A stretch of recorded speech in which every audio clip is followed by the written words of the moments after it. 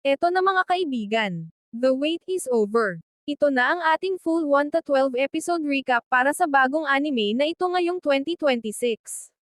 Ang kwento ay magsisimula kay Takuya, isang batang mahilig maglulo, araw man o gabi tulad mo. Gayunpaman, nang malaman ng mga pinakamagandang dalaga sa paaralan na mahilig rin siya sa mga loli anime, na humaling sila sa kanya, at gumawa sila ng mga mapangahas na paraan para i-raise ito. Nagsimula ang lahat isang araw habang ang pangit at walang jawang si Takuya ay nakaupo sa kanyang klase.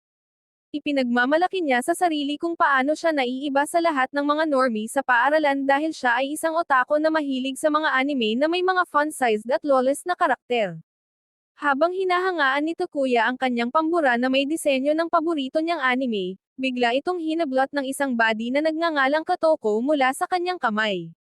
Tinanong niya kung bakit kakaiba ang hitsura ng pambura, habang ipinapakita ito sa kaibigan nitong si Amane. Pagkakita rito, nagalit si Takuya at naisip na pareho silang mga sikat na gold digger na walang katiting na kabaitan sa mga otako na katulad niya. Sa gulat ni Takuya, narinig niyang masiglang sinabi ni Amane kay Katoko na ang pambura ay may temang Glittermon, isang sikat na anime na gustong-gustong panoorin ng kanyang kapatid. Gayunpaman, matapos mapansin ang oo na reaksyon ni Amane, nagtaka si Takuya kung nanunood ba ng anime si Amane. Kaya naman, kinausap niya ito kalaunan at tinanong kung isa ba itong otako. Bigla na lang naramdaman ni Takuya na nakasandal at naipit siya sa pader, habang sinasabi sa kanya ni Amane na hindi siya isang nandidiring otako. Dahil hindi naniwala, winagaway ni Takuya ang isang keychain na may temang anime sa harap niya. Agad namang nagpa-excite ito kay Amane, at umamin siya na matagal na niyang hinahanap ang keychain na iyon kahit saan. Habang nakatingin sa masayang mukha ni Amane, sinabi ni Takuya na sa kanya na lang ang keychain. Kahit sobrang excited si Amane, sinabi pa rin niya kay Takuya na para sa kapatid niya ang keychain, na nagpa-blush kay Takuya dahil hindi niya akalaing magiging ganito ka-cute si Amane. Kinaumagahan, hiniram na naman ni Katoko ang pambura ni Takuya.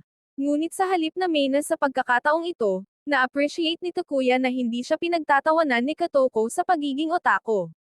Samantala, tinignan ni Katoko ang bago niyang pambura at nakilala ang karakter mula sa Glittermon, na nagpa-excite ng husto kay Takuya.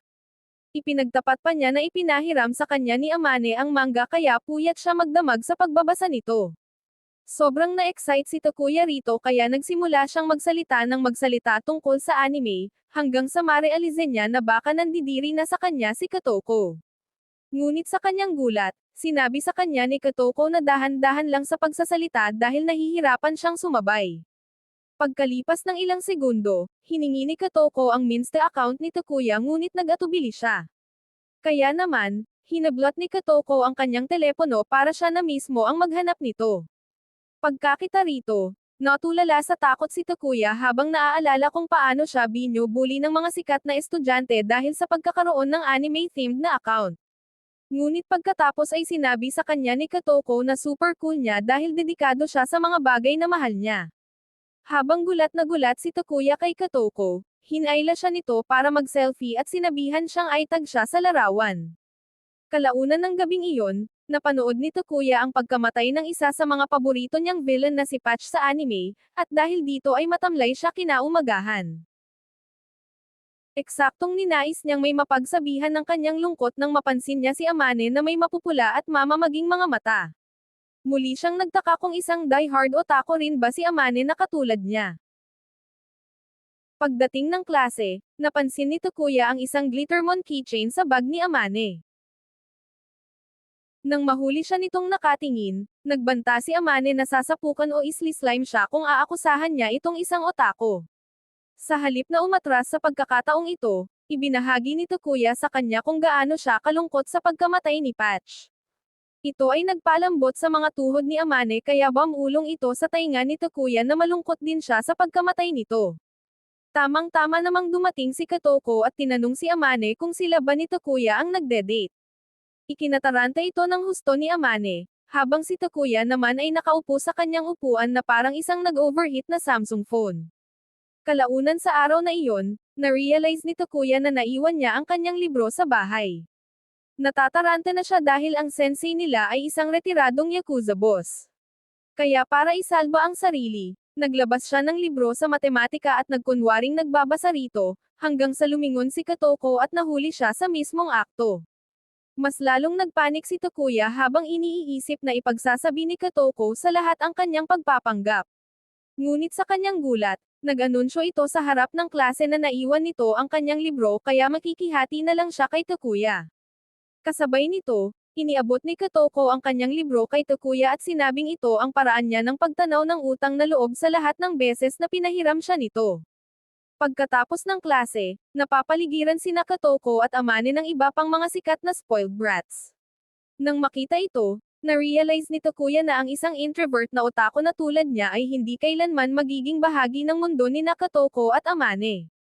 Para pasayahin ang sarili, pumunta siya sa pinakamalapit na anime store para bumili ng bagong labas na Glittermon merchandise. Laking gulat niya dahil nandoon na pala sina Amane at Katoko. Kahit gustong makipagsabayan ni Takuya sa pagsha-shopping sa kanila, kinumbinsi niya ang kanyang sarili na ang mga body at web ay hindi bagay sa isa't isa, kaya tumalikod siya para umalis sa tindahan. Paalis na sana siya nang hawakan siya ng mga dalaga at niyayang mag-shop kasama sila. Matapos kumuha ng mga mystery box, magkakasamang binuksan ni Takuya, Amane, at Katoko ang mga figurine. Sa unang pagkakataon, naisip ni Takuya na pwedeng maging mabait ang mga body sa mga hindi naliligong mababahong otaku na katulad niya. Kinaumagahan, masayang sinabi ni Katoko kay Takuya na natapos na niya ang unang arc ng Glittermon. Tamang-tama namang dumating si Amane at sinabihan si Katoko na ay binge-watch ang anime hanggang sa malaglag ang kanyang mga mata. Dahil kung ito na ang pinaka-otako na bagay na narinig ni Takuya, tinitigan niya si Amane hanggang sa galit na sinabi nito sa kanya na ang kapatid niya talaga ang mahilig sa anime. Sa kabila ng pagkaalam sa katotohanan, nanahimik na lang si Takuya dahil naging masaya naman ang nakalipas na ilang araw sa pagbabahagi ng mga bagay tungkol sa Glittermon sa mga pinakasikat na dalaga sa paaralan. Sinabi niya kay Katoko na pwede niyang ipahiram dito ang Blu-ray ng Glittermon. Ngunit bilang kapalit, tinanong ni Katoko kung pwede ba siyang manood ng anime sa bahay nito. Habang natutulala sa gulat si Takuya, sinabi ni Amane kay Katoko na baka masira nito si Virgin Chan dito sa mga wild na ideya nito. Nang mahim-asman, sinabi ni Takuya kay Katoko na magulo ang kanyang bahay. Agad naman siyang binaligtad nito na baka mayroon siyang mga bastos na body pillow ng mga loli. Habang pinagpapawisan ng malapot, ipinagtapat ni Takuya na ang kwarto niya ay puno lang ng mga Glittermon art.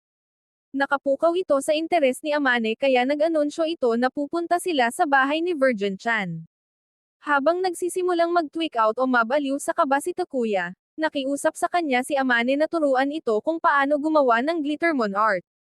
Pagkalipas ng ilang oras, dumating ang mga dalaga sa bahay ni Takuya at nagsimula siyang bombarded in ng mga tanong tungkol sa kanyang mga cultured na drawing, na lalong nagpapanik sa kanya. Habang nagsniffang o nag-uusisa sila sa paligid ng kanyang kwarto, na-realize ni Takuya na kahit isa siyang talunan, mayroon siyang dalawang chicks sa kanyang kwarto, isang bagay na kayong mga gunner ay pangarap lang. Pagkatapos ay hinawakan niya ang mga CD at pauwiin na sana ang mga dalaga nang bigla siyang yakapin ni Katoko mula sa likod. Ito ang naging dahilan upang mapaluhod siya sa kaba. Sinabi ni Katoko kay Takuya na gusto niyang manood ng anime sa bahay nito, ngunit ayaw ni Takuya dahil natatakot siyang mag-fangirl sa harap ng dalawang, spicy mamacites, o nagbabagang chicks. Dahil sa kuryosidad, tinanong ni Katoko si Takuya kung isa ba siyang uri ng fan na may mga light stick. Ngunit nang sabihin niya na hindi siya ganoon kalalang anime freak, na-offend si Amane dahil mahilig itong gumawa ng mga poster para i-cheer ang paborito niyang karakter. Pagkarinig dito, na-excite si Katoko at sinabi sa otaku duo na gusto niyang maranasan ang buong anime experience. Nagkatinginan sina Amane at Takuya, at nagkasundong ibigay kay Katoko ang pinakamagandang otaku experience sa buong buhay niya.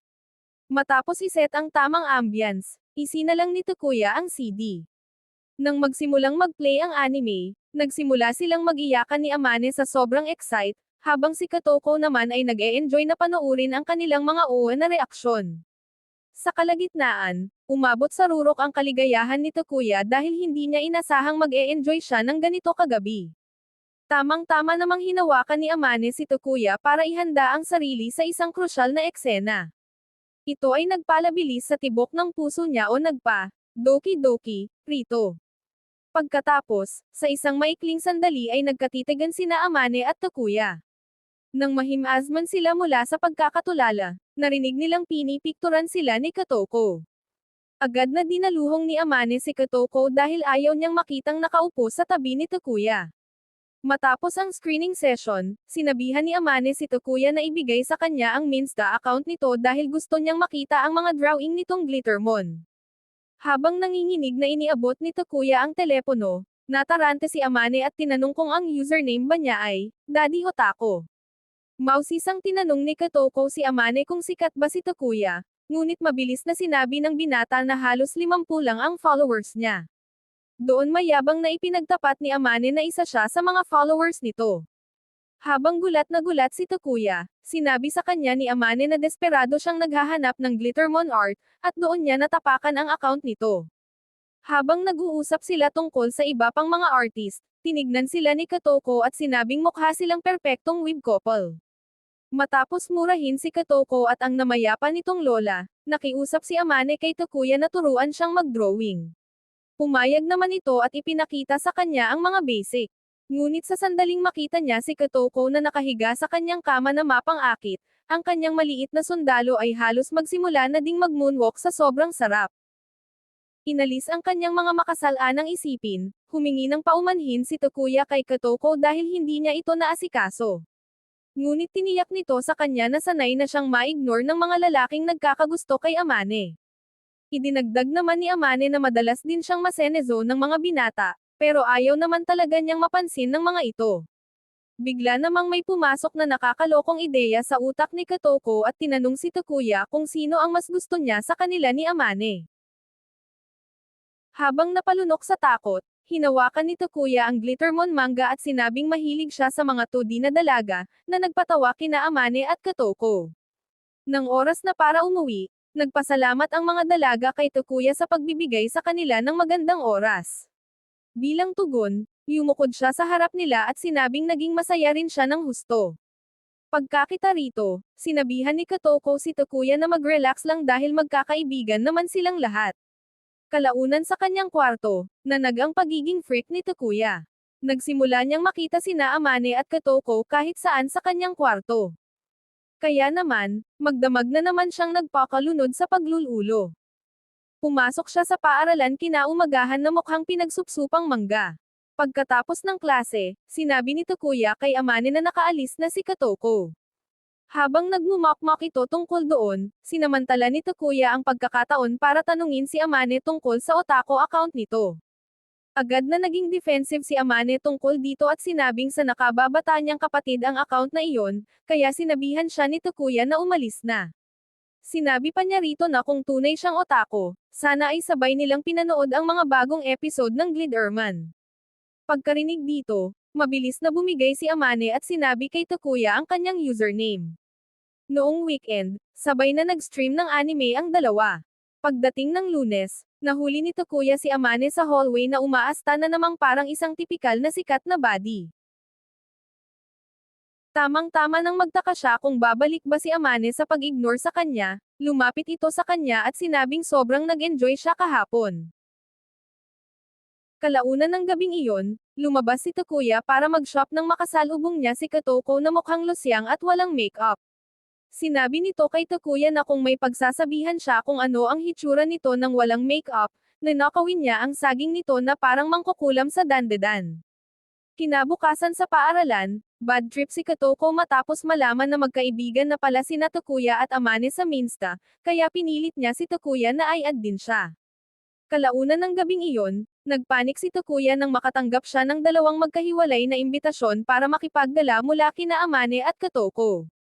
Matapos magpanik ng konti, nagtaka si Takuya kung prank ba ito, bago niya na-realize na seryoso ang mga babae, kasing seryoso ng numinipis mong hairline. Kaya kinabukasan, niyaya ni Takuya sina Amane at Katoko sa isang group hangout dahil hindi niya kayang tanggihan ang isa sa kanila. Dahil dito, Sinabi ni Kotoko kay Takuya na napakaswerte niyang binata dahil nakakasama niya si Amane, lalo pat karaniwang ayaw nitong may kasamang mga binata. Bigla na lang nag-anunsyo si Kotoko ng isang dating event at sinabihan si Amane na makipag-date muna kay Takuya. Habang nangyayari iyon, maghihintay muna siya hanggang sa turn na niya para Jaikanjin o lutuin ang lollipop ni Takuya. Ilang sandali lang, nagpasalamat si Amane kay Takuya sa pagsama sa kanya sa anime shop, habang tumitingin naman sa paligid si Takuya at na-realize na ang lahat ay nakatitig sa magandang babaeng katabi niya. Bigla namang may lumapit na isang pangit na kupol kay Amane para hingin ang numero nito, ngunit malamig niyang sinabihan ito na lumayas at naglakad paalis. Humabol sa kanya si Takuya at tinanong si Amane kung okay lang ba siya. Humingi ito ng paumanhin sa pagpapakita ng kanyang kalamigan na baka nakatakot sa kanya. Tiniyak sa kanya ni Takuya na talagang cool siya para sa isang otako. Habang natutuwa si Amane sa papuri, pabiro niya itong sinuntok sa pagtawag sa kanya na otako. Pagkalipas ng ilang minuto, dumating sila sa Heaven for Webs, kung saan isang matabang chairbreaker ang tumingin sa kanila. Nag-isip ito na pati pala ang isang basura ay may tsansa sa isang magandang dalaga. Matapos makuha ang gusto niya, dinaluhat ni Amane si Takuya sa isang cafe kung saan sinabi niya rito na magugustuhan ng kanyang kapatid ang Glittermon magazine. Dahil dito, tinanong si Takuya kung ano ang hitsura ng kapatid niya, at nag-aatubili itong umamin na siya ay isang tanging anak lang. Tamang-tama nang magsimulang maiyak si Takuya sa pag-aakalang may special needs, o may diferensya sa pag-iisip si Amane, nilinaw niya na tinatawag lang niyang nakababatang kapatid ang kapitbahay nila. Napabuntong hininga sa relief si Takuya at sinabi kay Amane na gusto niyang makilala ang kapatid nito. Ito naman ay nagpahinala kay Amane na baka nagbabalak siyang kumain ng cupcake, o may masamang balak sa bata. Pagkalipas ng ilang minuto, dumating si Kotoko para sa date nila ni Takuya at hinayla siya paalis para kumuha ng mga nakakatawang litrato. Matapos magloko gamit ang mga Snapchat filter, dinala ni Kotoko si Takuya para gumawa ng isang nakakatawang couple dance na lubos na ikinahiya ng binata.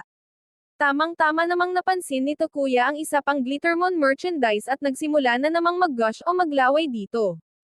Kaya naman, tinanong siya ni Kotoko kung may iba pa ba siyang kinahihiligan. Noong sasabihin na sana niya ang tungkol sa ikalawa niyang paboritong anime, pinatigil siya ni Kotoko at sinabing mas gusto nitong malaman kung anong tipo ng mga dalaga ang gusto niya. Umamin si Takuya na hindi pa niya naisip ang magkaroon ng love life dahil hindi niya kayang pagtaksilan ang kanyang siyam na raang waifu. Bilang tugon, ibinahagi rin ni Kotoko kay Takuya na hindi niya kailanman ginusto ang romansa bago niya ito makilala. Kinabukasan sa paaralan, nag-uusap na naman sina Takuya at Amane tungkol sa Glittermon tulad ng mga certified weeb na tulad nila. Kaya naman, ipinaalala sa kanila ni Kotoko ang paparating na midterm exams na biglang nagpa-bad trip sa kanila. Lumabas na parehong bagsakin ang mga grado ni na Amane at Takuya, habang si Kotoko naman ay isa sa mga estudyanteng may pinakamataas na marka sa paaralan. Biglang naawa si Kotoko kay Takuya kaya nagpasya siyang bigyan sila ng libreng tutoring session. Matapos ang ilang oras, sinabi niya kina Amane at Takuya na kailangan na niyang tumakbo pauwi dahil siya ang nakatokang magluto. Ngunit bago umalis, binalaan niya silang huwag na huwag mag-uusap tungkol sa Glittermon habang wala siya. Sa sandaling umalis si Kotoko, nagsimula agad magdaldalan sina Amane at Takuya tungkol sa Glittermon, at nagpasya pa na magpalitan ng mga drawing ng mga karakter. Kalaunan, oras na para umuwi kaya sabay silang naglakad, nang bigla na lang sabihin ni Amane kay Takuya na pumunta sa bahay niya.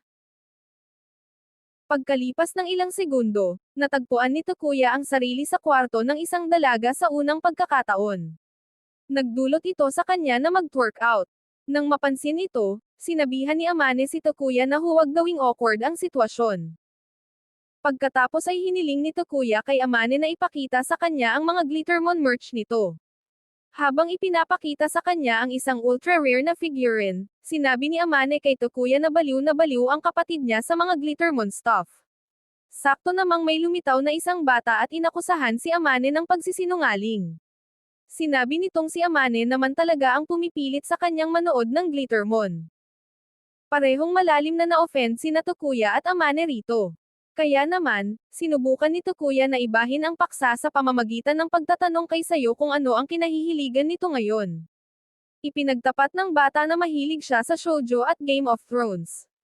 Ito ay nagpababa pa lalo sa tingin ni Takuya at Amane sa sarili nila dahil sa pagkakaroon ng baduy na panlasa. Tinanong pa ni Sayo si Takuya kung siya ba ang sausage supplier o kalantari ni Amane. Mabilis na sinabi ni Amane sa kanyang kapatid na kaklase lang niya si Takuya. Gayunpaman, hindi ito pinaniwalaan ni Sayo. Para sa kanya, kung hindi gusto ni Amane si Takuya, hindi ito papayagang pumasok sa kwarto niya. Sa inis sa prangkang katapatan ni Sayo, itinulak siya ni Amane para magluto ng hapunan para sa lahat.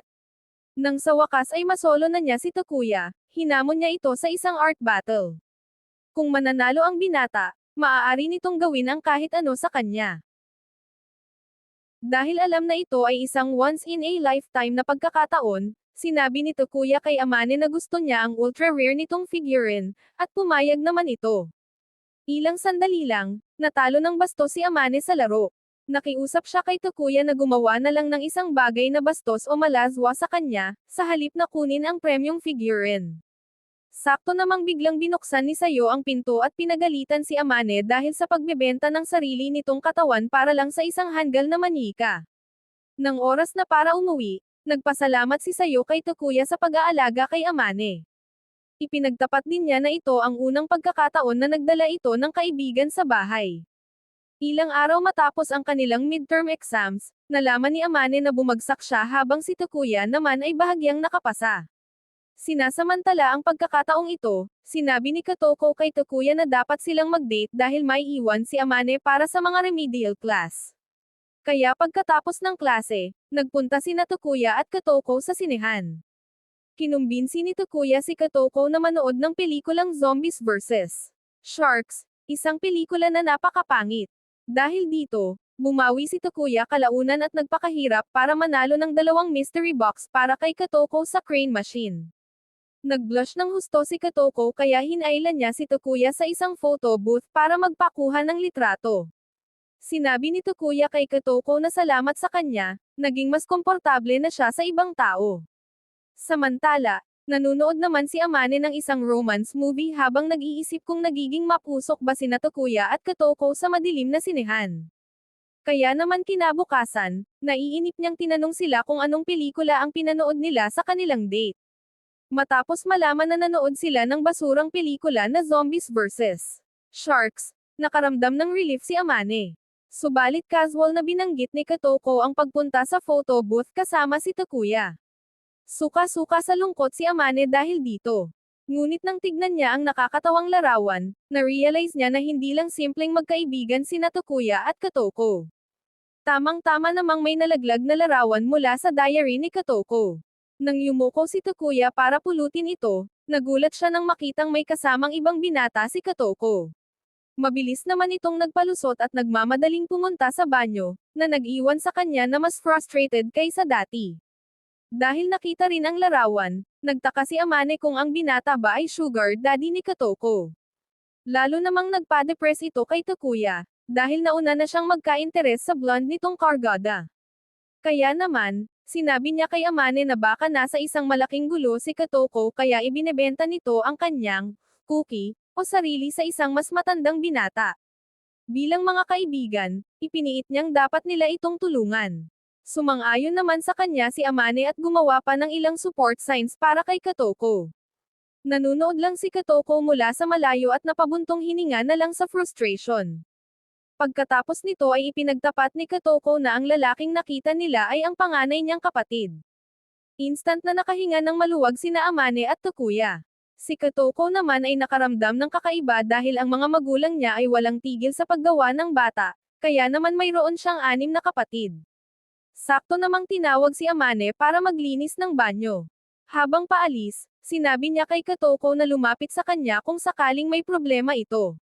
Nang sa wakas ay masolo na niya si Takuya, sinabi sa kanya ni Kotoko na gusto niya itong supukan o asarin dahil sa sobrang pag-aalala nito sa kanya. Kalaunan sa araw na iyon, nag-anunsyo ang sports teacher ng isang ball sports tournament. Sa kamalasan ni Takuya at Kotoko, magka-team silang dalawa. Habang bad trip sila dahil pareho silang bano sa sports, lumapit si Amane kay Takuya at sinabihan itong panoorin siya bukas sa basketball tournament ng mga dalaga. Sa araw ng event, nagulat si Takuya nang makitang chini-cheer ng lahat si Amane habang nilalamon nito ang buong court na parang si LeBron James. Lumabas na muntik na palang makapasok si Amane sa national team. Nakuha rin niya ang bansag na Iron Face, dahil hindi ito kailanman ngumingiti sa buong laro. Sa sandaling iyon, nag-cheer si Takuya para kay Amane at binalikan siya nito ng isang $1 million smile. Ikinagulat ito ng lahat, kasama na si Takuya. Samantala, ibinuhos ni Amane ang lahat sa laro dahil gusto niyang ipakita kay Takuya na hindi siya papahuli kay Kotoko. Matapos ang epikong panalo ni Amane, pinuntahan naman ni Takuya ang ping-pong match ni Kotoko. Gaya ng inaasahan, napakaborlaloy ng laro nito. Sa kabila noon, napansin ni Takuya na chini-cheer ng lahat ng binata si Kotoko. Mabilis niyang nalaman na dahil pala ito sa kanyang bumper. Kalaunan, oras na para sa baseball game ni Takuya at mas bano pa siya kaysa kay Mia Khalifa. Sa kabila ng mga walang kwentang subok ni Takuya, tiniyak ng mga katim niya na napakahusay ng ginawa niya. Sakto namang dumating sina Amane at Kotoko sa field at ang lahat ng binata ay na-distract sa kanilang kagandahan. Matapos ang laro, sinabihan ng mga dalaga si Takuya tungkol sa isang after party. Ngunit nag-atubili siyang sumama dahil alam niyang siya lang ang maiiba sa sikat na tropa. Kaya naman, nagdahilan siya at sinabing inimbitahan siya ng baseball team na sumama sa kanila para magkaraoke. Dahil dito, nagkaideya ang mga dalaga na magkaroon ng sarili ng karaoke party. Iniwan nila ang lahat ng plano nila at dumiretso sila sa karaoke club. Pagkapasok sa loob, sinabi ni Takuya kina Amane at Kotoko na ilalabas niya ang kanyang inner Justin Bieber. Nagpa-excite naman ito sa kanila habang nag-iisip kung mabubuksan ba ni Takuya ang kanilang mga plot armor gamit ang mapang-akit nitong boses. Sa kasamaang palad para sa kanila, ang tinutukoy palang Justin Bieber ni Takuya ay ang bersyon mula sa Arab Got Talent. Pagkakita sa kanilang mga nagulat na mukha, nagtaka si Takuya kung mabablocklist ba siya ng mga ito. Agad naman siyang tiniyak ng mga dalaga na ang boses niya ay sapat na makapangyarihan para gisingin ang isang pasyenteng na koma. Matapos ang kanilang jam session, lumabas si Takuya para mag-refill ng inumin nila ni Kotoko. Pabalik ay nalito siya kung aling baso ang sa kanya. Sakto namang sumulpot si Kotoko at casual na uminom sa isa sa mga baso, na nagpapanik kay Takuya dahil sa indirect kiss. Gayunpaman, tumawa lang si Kotoko at tiniyak kay Takuya na maliit na bagay lang iyon. Pero ang totoo, kasing atubili at kasing blush din niya ang binata. Kalaunan pa uwi, inimbitahan ng mga dalaga si Takuya na sumama sa kanila ngayong summer vacation. Dahil ito ang unang pagkakataon na naimbitahan siya, super excited si Takuya. Pagkalipas ng ilang araw, pumunta silang lahat sa beach. Tuluyang nawasak ang utak ni Takuya nang makita sina Kotoko at Amane na naka-swimsuit. Isang oras bago iyon, sabay na sumakay sa bus sina Amane, Sayo, at Takuya. Halos hindi mapigilan ni Takuya ang kanyang excitement dahil ang taunang ito ay walang naging kaibigan kailanman. Napansin din niya na may dalang bagong telepono si Sayo. Masigla nitong sinabi sa kanya na nakuha niya ito pagkatapos sumayaw sa TikTok. Nang makarating sila sa beach, nagulat si Takuya nang makita ang kuya ni Kotoko na si Jinichiro. Nagtaka pa siya kung dapat ba siyang maging twink para rito. Ipinapakilala naman sila ni Jinichiro sa dalawa pa niyang kapatid na sina Habiki at Kakero. Pagkatapos nito, dinala ni Kotoko ang mga dalaga sa changing room. Naiwang mag-isa si Takuya kasama si Jinichiro na nagtanong sa kanya kung kinakalantari o sinusuplayan ba niya ng sausage, si Kotoko. Nang sabihin niyang hindi niya kailanman pinormahan si Kotoko, napatango na lang si Jinichiro. Sa kasalukuyan, tinanong ni Kotoko si Takuya kung ano ang tingin niya sa kanilang mga swimsuit. Gustong sabihin ni Takuya na, kinikiliti ang kanyang talong, ngunit tumanggi siyang magsalita dahil kay Jinichiro. Habang nagpo-pose si Amane sa beach, naisip ni Takuya na mukha itong isang fallen angel. Nang mahuli siya ni Sayo na nakatingin, tinanong siya nito kung pinalalabas ba niya sa kanyang imahinasyon si Amane ng walang plot armor. Pinagalitan naman ni Amane si Sayo sa pagiging bastos nito. Habang si Kotoko naman ay napilitang magtrabaho kasama ang kanyang kuya, kaya tumingin ito kina Takuya at Amane na may malulungkot na mata. Samantala, nagkaideya si Sayo at sinabihan sina Amane at Takuya na gumawa ng mga karakter ng Glittermon gamit ang buhangin. Ay i-evaluate daw niya ang kanilang mga design gamit ang kanyang camera. Sa totoo lang, gusto lang niyang kumuha ng mga romantikong larawan ng dalawa para pang-asar kay Amane kalaunan. Nang matapos sina Amane at Takuya sa paggawa ng Glittermon Sand Sculpture, nakiusap sila kay Sayo na kuhanan ito ng larawan.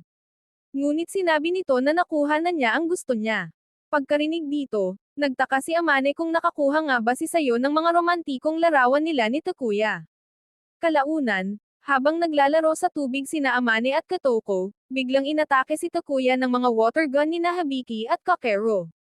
Nang makita ang pagtutulungan ng kanyang mga kapatid sa kawawang si Takuya, sumugod si Katoko para tignan ang binata.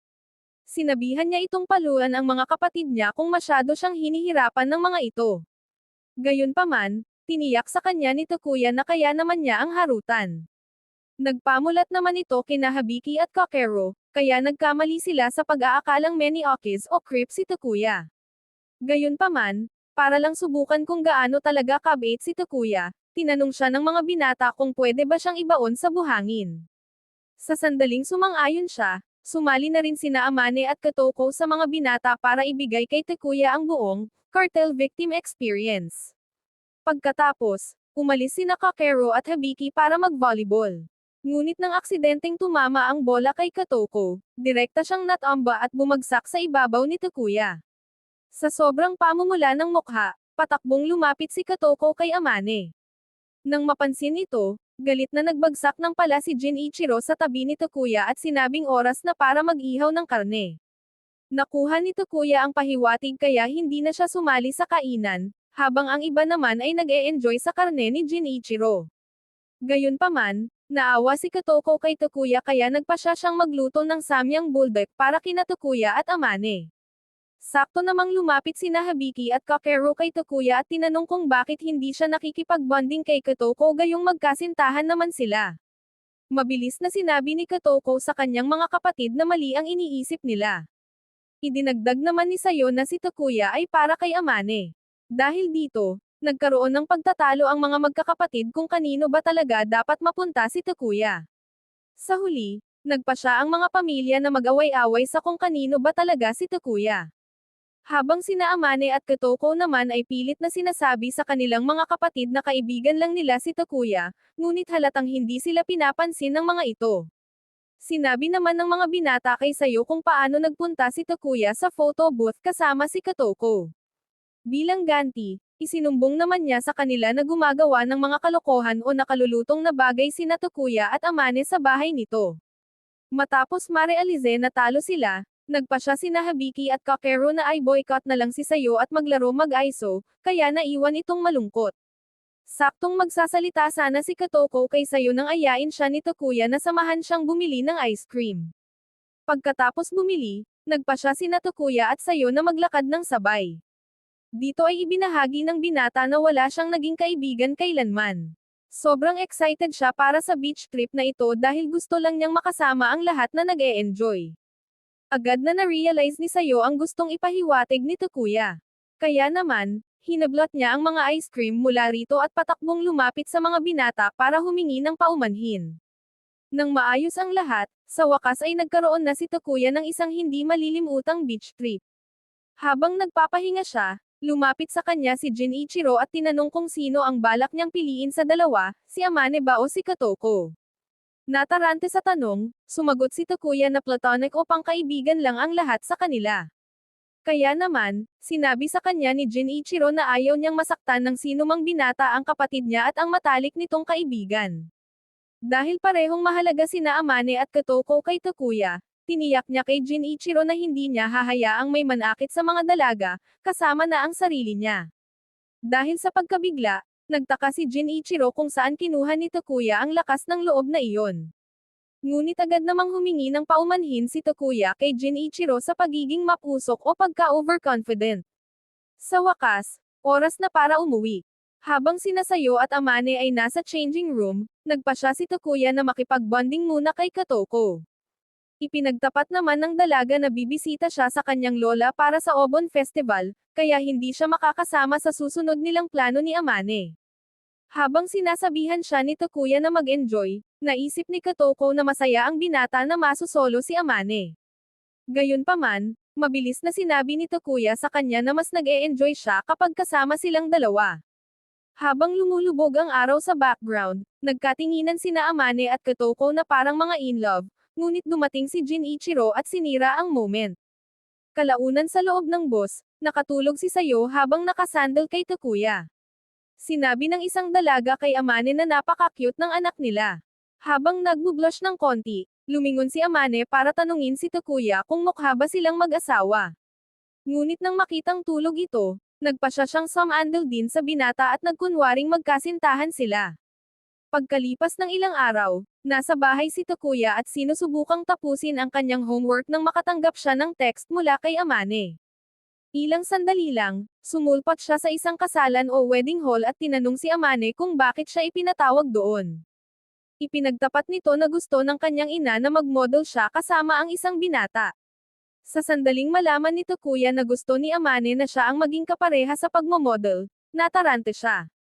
Tatakbo na sana siya paalis nang sabihin ni Amane na si Takuya lang ang tanging lalaking pinagkakatiwalaan niya para gawin ito. Kahit alam ni Takuya na guilt trip o emosyonal siyang bani-blackmail ni Amane, pumayag pa rin siyang mamanipula ng isang magandang chicks. Sakto namang lumitaw ang ina ni Amane na si Tamaki, at natulala si Takuya sa ganda ng MILF na ito. Habang nag-uusap sina Tamaki at Amane, napansin ni Takuya na ang ugali ni Tamaki ay tugma kay Katoko. Iyon mismo ang dahilan kung bakit matalik na kaibigan ni Amane ang blonde na body. Kalaunan sa loob, dinala ni Tamaki si Amane sa dressing room at umamin na mukhang isang geek si Takuya na kayang magbigay sa kanya ng ultra-rich o napakayamang buhay. Bilang tugon, sinabihan ni Amane ang kanyang ina na tumigil dahil mas nahuhumaling pa si Takuya sa Glittermon kaysa sa kanya. Nang malaman na strictly friends lang sila, nakahinga ng maluwag si Tamaki. Naniniwala kasi siya na ang pagpapasuot kay Amane ng pangkasal ay makakapagpaantala sa pag-aasawa nito. Gayunpaman, sinabi pa rin niya kay Amane na tiyak na agad siyang pakakasalan ni Takuya sa sandaling makita siya nitong naka-bridal dress. Sa labas, bihis na si Takuya habang naghihintent kay Amane, na lumitaw na mukhang ready ng Jake and Jin sa sobrang ganda. Nang oras na para sa photoshoot, sinabihan sila ni Tamaki na magkahawak kamay. Ang dalawang talunan ay nagsimulang umasta na parang mga bida sa Love on the Spectrum sa sobrang awkward. Sa pagkakita sa kanilang nakakadismayang kalagayan, nagpasya si Tamaki na ilabas ang mga nakakahiyang larawan ni Amane para gumaan ang kapaligiran. Gumana ang kanyang plano na parang mahika, dahil humagalpak sa tawa sina Amane at Takuya. Nagbigay daan ito para mag-relax sila habang nagpo-photoshoot. Sa pagkakita na masaya ang kanyang anak, naalala ni Tamaki ang mga araw kung kailan halos hindi ngumingiti si Amane at binyansagang, Iron Face Girl. Pagkalipas ng ilang araw, lumabas si Takuya para bumili ng inumin, nang mapansin siya ni Katoko. Hinayla siya nito sa loob ng mart para sa mga discounted na inumin. Matapos makuha ang kanilang mga inumin, casual na tinanong ni Katoko si Takuya kung anong uri ng mga bastos na bagay ang ginawa nila ni Amane sa kwarto nito. Nang sabihin niya kay Katoko na nakipag-bonding lang siya kay Amane, nanatili itong selosa at niyaya si Takuya na pumunta sa bahay naman niya. Nabigla si Takuya sa biglaang imbitasyon. Kaya naman, mabilis na sinabi ni Katoko na namimiss lang siya ng kanyang mga kapatid kaya niya ito pinapupunta. Gayunpaman, matapos sabihin iyon, nagbago ang isip ni Katoko at sinabihan si Takuya na tumambay na lang muna kasama niya sa mart. Matapos ang buong araw ng kasiyahan, umuwi si Takuya. Ang kanilang group chat ay nagsimula na namang magwala dahil inanyayahan siya ng mga dalaga sa isang furry work festival. Pagkalipas ng 2 araw, nabiyayaan ang mga mata ni Takuya nang makita sina Katoko at Amane na nakayukata. Sa kasamaang palad, mabilis na naging magulo ang moment ng mag-away ang mga dalaga kung sino ang hahawak sa kamay ni Takuya. Kaya naman, nag-anunsyo si Katoko na dapat silang magkahawak kamay na 3. Pagkatapos nyon, lahat sila ay nag-enjoy sa festival habang sumusubok sa iba't ibang stall. Sakto namang nagpaalam si Amane para pumunta sa banyo. Nagbigay ito kay Kotoko ng pagkakataon na gumawa ng plot o moment kasama si Virgin Kun. Kaya naman, dinala niya si Takuya sa isang liblib na lugar para manood ng mga fireworks kasama ito. Ngunit nang lumingon siya, nakita niyang umiiyak si Takuya. Ipinagtapat ng binata na nalulungkot lang siya dahil matatapos na ang summer vacation. Inaliw naman siya ni Kotoko sa pagsasabing marami pa silang magagandang sandali na magkakasama. Samantala, nakasalamuhan naman ni Amane ang kanyang mga dating kaibigan, na nagsabi sa kanya na mas pala kaibigan na siya ngayon kaysa rito. Habang piniliwanag ng mga fireworks ang kalangitan, tumingin si Kotoko kay Takuya at naramdaman na ang kanyang puso ay tumitibok ng mas mabilis kaysa sa normal. Kaya nang hindi nag-iisip, sinabi niya kay Takuya na may gusto siya rito. Samantala, pinapanood naman sila ni Amane mula sa malayo habang nagpapanik si Takuya at pinagpapaliwanag si Kotoko kung ano ang ibig sabihin nito. Sa oras na iyon, natauhan na si Kotoko. Kaya naman, sinabi niya kay Takuya na gusto niya ito bilang isang kaibigan. Tuwang-tuwa si Takuya nang marinig ito kaya sinabi niya kay Kotoko na gusto rin niya ito bilang kaibigan.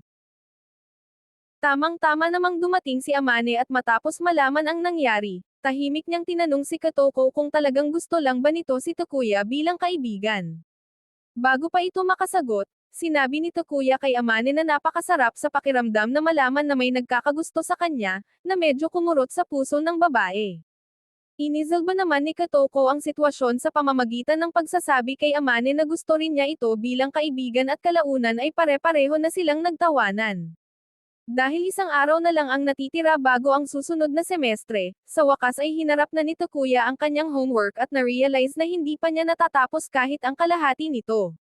Sa kasamaang palad, nasa parehong sitwasyon din si Amane kaya tinawagan niya si Kotoko para humingi ng tulong, ngunit sinabi nito na abala siya sa pag-aalaga sa kanyang mga kapatid. Sa huli, napilitan si Amane na gawin ang lahat ng mag-isa habang binabantayan siyang mabuti ni Sayo para matapos niya ang kanyang homework sa tamang oras. Kinabukasan, masayang binati ni Kotoko ang kanyang mga kaibigan na mukha ng mga lusyang na matandang bruha matapos puyatin at tapusin ang lahat ng homework.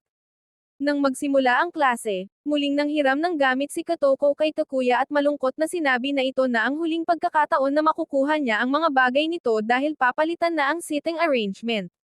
Sakto namang sinabihan sila ng kanilang guro na lumipat na ng mga upuan, at habang lumilipat si Takuya sa kanyang bagong desk, lumingon siya at nakita si Kotoko na napapaligiran ng mga bago nitong katabi. Sa sandaling iyon, na-realize ni Takuya na kung hindi siya naupo sa likod ni Kotoko, hindi niya kailanman magiging kaibigan ito at si Amane. Pagkatapos ay tumingin sa harap si Takuya at nakita si Amane na nagsabing turn naman niya para makasama siya. Pagkalipas ng ilang oras, nakiusap si Amane kay Takuya na tulungan siya sa klasikal na wikang Hapon, at tinignan siya ng lalaki na may halong pangingit-ngit dahil hindi man lang nito alam ang mga basic. Dahil sa napahiya, sinabi ni Amane kay Takuya na ginagawa niya ang lahat ng kanyang makakaya, at habang nag-uusap sila, may ilang lalaki na nakatingin sa kanila ng may pagkagulat. Pagkatapos ay nagpaalam muna si Takuya para pumunta sa banyo, at doon siya pinaligiran ng mga lalaki para tanungin kung kaibigan ba niya si Amane. Dahil nabigla, kabado silang sinabihan ni Takuya na may ilang interes lang silang magkatugma ni Amane, at tinanong siya ng mga lalaki kung isa ba itong otaku freak na katulad niya. Narinig ito ni Amane at binigyan si Takuya ng isang malamig na titig na nagpapawis sa kanya, kaya sinabi niya sa mga lalaki na kinakausap lang siya ni Amane dahil ang kapatid nito at siya ay mahilig sa parehong anime. Dahil natuwa sa kanyang sagot, binigyan ni Amane si Takuya ng isang thumbs up habang ang mga lalaki naman ay nawalan ng interes sa kanya at naglakad paalis. Kalaunan sa araw na iyon, natagpuan ni Kotoko ang sarili na nag-iisip tungkol sa kanyang maliit na pagtatapat noong isang araw nang biglang sumulpot si Takuya at ginulat siya ng husto. Hiniling niya kay Kotoko na tulungan siya sa Ingles, at matapos siyang turuan nito, casual na sinabi ni Takuya kay Kotoko na sana ay magkatabi pa rin sila sa upuan. Nagpabush ito sa blonde na body kaya sinabihan niya si Takuya na isa itong ganap na playboy dahil madalas niya itong pinagbublush. Gayunpaman, ipiniilit ni Takuya na nalulungkot siya kapag wala ito, na lalong nagpa-frustrate kay Kotoko kaya nagpa siya siyang gumawa ng isang bagay na magpapatitig at magpapablush din kay Takuya. Kalaunan sa oras ng Ingles, Nakita ng bagong upuan ni Takuya na si Amane na may iniwan itong sulat sa kanyang textbook na agad na nagpabush sa kanya, at tumingin kay Kotoko na mayabang na nagmamalaki na nag-iwan siya rito ng isang I like you na sulat. Pagkalipas ng isang buwan, nakaupo si Kotoko sa upuan ni Takuya habang nakikipag-usap kay Amane nang dumating ang bida ng palabas, at niyaya siya ni Kotoko na umupo sa kanyang kandanggan. Pagkakita rito, naisip ni Amane sa sarili na sinusubukan ni Kotoko na solohin ang Cargado o lollipop ni Takuya ngunit wala siyang sinabi rito. Ipinahayag naman ni Kotoko na malapit na ang taunang school festival. Bago pa makapagbigay ng komento si Takuya, sumulpat ang iba pang mga sikat na body para kausapin sina Amane o Kotoko kaya nagpasya siyang tumakas o umalis muna. Habang pinag-uusapan ng lahat ang paparating na festival, may isang babaeng nagtapat na sa pagtatapos ng event, kung ang isang babae at lalaki ay magkasamang manunood ng mga fireworks, magiging magkasintahan sila habang buhay. Pagkarinig dito, parehong naisip ni na Amane at Kotoko si Takuya na inaanyayahan silang manood ng fireworks kasama ito. Kalaunan sa araw na iyon, ang kanilang homeroom teacher ay ganado para sa event dahil umaasa siya sa ganda ni na Amane at Kotoko para maging mas kapansin-pansin ang selebrasyon. Nagbigay naman ng sariling mungkahi si Kotoko at sinabing dapat silang mag-maid cafe, na nagpaiyak sa tuwa sa lahat ng kanyang mga simp. Gayunpaman, agad na tumanggi si Amane at sinabing hindi siya magbibihis ng ganoon, na nagpaiyak naman sa lungkot sa kanyang mga simp. Nang mapansin ang malungkot na mukha ni Takuya, bumulong si Kotoko sa tainga ni Amane na gustong-gusto siyang makita ni Takuya na naka-maid outfit. Sa huli, pumayag si Amane ngunit sinabi sa lahat na dapat magbihis din silang lahat dahil gusto lang niyang makita si Takuya na naka-cosplay. Kinabukasan, abala ang lahat sa pagdidisenyo ng kanilang mga costume, at naisipan ni Amane na magsuot ng Glittermon-themed na maid outfit. Gayunpaman, mabilis niyang na-realize na ituturing siya ng lahat na isang nakakadiring otako kung gagawin niya iyon kaya kinanselan niya ang kanyang plano. Samantala, natagpuan naman ni Kotoko ang sarili sa gitna ng isang lovers drama dahil nginitian ng boyfriend ng isang babae si Kotoko, na nagpaselos ng husto sa girlfriend nito. Mabilis na umalis si Kotoko, at nang malakas niyang sabihin na hindi niya maintindihan kung bakit may magseselo sa ganoong kababaw na bagay, sinabi sa kanya ng kanyang mga kaibigan na maiintindihan din niya ito kapag nagka-crush na siya. Tama nga naman ang karma dahil sakto namang nakita ni Kotoko si Takuya na nakikipag-usap sa isa pang body. Nang makita itong nagbo-blush at nakangiti ng husto, na bad trip si Kotoko at pinaulanan siya ng mga mahihinang suntok. Kalaunan, nag-enjoy sina Amane at Takuya sa kanilang pretty privilege, o bentahe ng kagandahan ng ayanunsyo ng kanilang guro na sisingilan niya ang mga tagalabas ng 1,000,000 yen para lang makita silang naka-cosplay. Pagkarinig dito, na-realize ng mga babae na libreng natatamasa ni Takuya ang kanilang kagandahan, kaya hinangian nila ito ng 2,000,000 yen na halos magbigay ng heart attack sa walang perang talunan. Pagkatapos ng klase, tinanong ni Kotoko si Takuya kung gusto ba niyang sabay nilang gawin ang kanilang mga costume, at agad namang sumang-ayon ang lalaki. Kaya dinala niya ito sa apartment ni Jinichiro dahil ang bahay nila ay palaging masikip at puno ng kanyang mga kapatid. Gayunpaman, nagsimulang mag-tweak out o matarante si Takuya matapos marealize na masusolo niya ang isang napakagandang chicks na may gusto sa kanya. Habang sinasabi ni Kotoko kay Takuya na oras na para pumasok, tumingin ito sa malaking bumper nito at nag-isip na dalhin ito sa kung anong mapusok na imahinasyon. Napansin naman ni Kotoko ang pagpapanik nito, at tinanong si Takuya kung kinakabahan ba siyang makasama siya ng mag-isa. Tiniyak sa kanya ni Takuya na ayos lang siya, kaya ibinahagi ng babae kung paano sila nawawalan ng pagkakataon na mag-usap sa klase dahil palagi na itong napapaligiran ng iba ngayon. Dahil dito, sinabi ni Takuya kay Kotoko na masaya siya kapag may nakikipag-usap sa kanya, dahil madalas ay itinuturing siya ng lahat na parang si Casper na pangit na muling kabalyero o multo. Sakto namang tumunog ang doorbell, at pagkabukas ni Kotoko ng pinto, tumambad si Amane. Pagkakita sa kanya, natuwa si Takuya dahil alam ng lahat na mas masarap kapag dalawang body ang kasama kaysa sa isa lang. Pagkalipas ng ilang oras, natapos ni Takuya ang kanyang Lord Earth costume, at excited na nakiusap si Amane na mag-cosplay ito para sa kanya. Habang nagpapasikat si Takuya, na-excite si Amane at sinabing gusto rin niyang isukat ang costume. Pumayag si Takuya at iniabot ang kanyang mga damit kay Amane, na patakbong pumunta sa banyo habang excited sa ideyang maisuot ang damit ni Takuya. Ilang minuto ang lumipas, lumabas si Amane at sinabi kay Takuya na ayaw na niyang isukat ang costume, at iniisip ng lalaki na baka dahil ito sa kanyang mabahong amoy otako. Kahit tiniyak sa kanya ni Amane na amoy dire sauvage siya, nahulog pa rin si Takuya sa matinding depresyon.